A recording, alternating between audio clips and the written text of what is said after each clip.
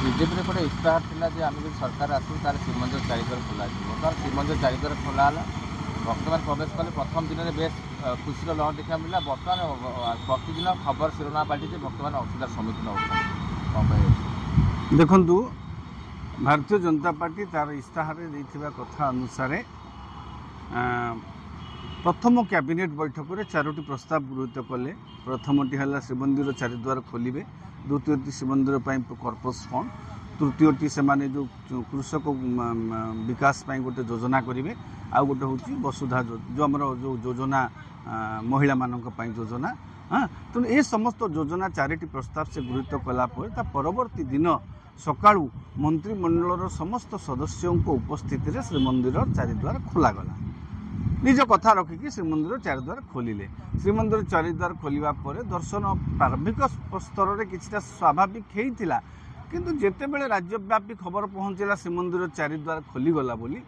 अस्वाभाविक भिड़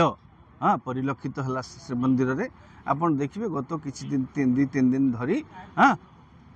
माने श्रीमंदिर दर्शन तो अव्यवस्थित हो जाउची श्रीमंदिर बाहर मध्य अस्वाभाविक भिड़ मध्य परिलक्षित होउची एटा आमर गोटे लोक आम भितर गोटे से जे आम समस्ते एकाथर जा दर्शन करदू से भावना पलि आसुँची सी जी समस्ते भाई मुझे फांका है तो दर्शन करदेवी गोटे ये थिला जेमिति गोटे रजा कहले गोटे पोखरी तैयारी होची समस्त क्षीर पोखरी हम गोटे गोटे बाल्टी क्षीर पकेब बुझीपार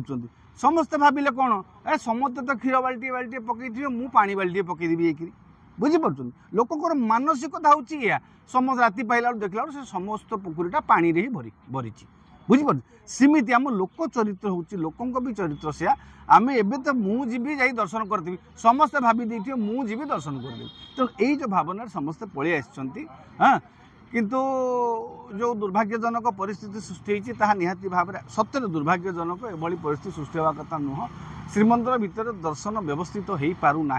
श्रीमंदिर बाहर सीना धाड़ी लगिला ना किंतु श्रीमंदिर भितर दर्शनटा ठिकणा ढंग से हो पारुना।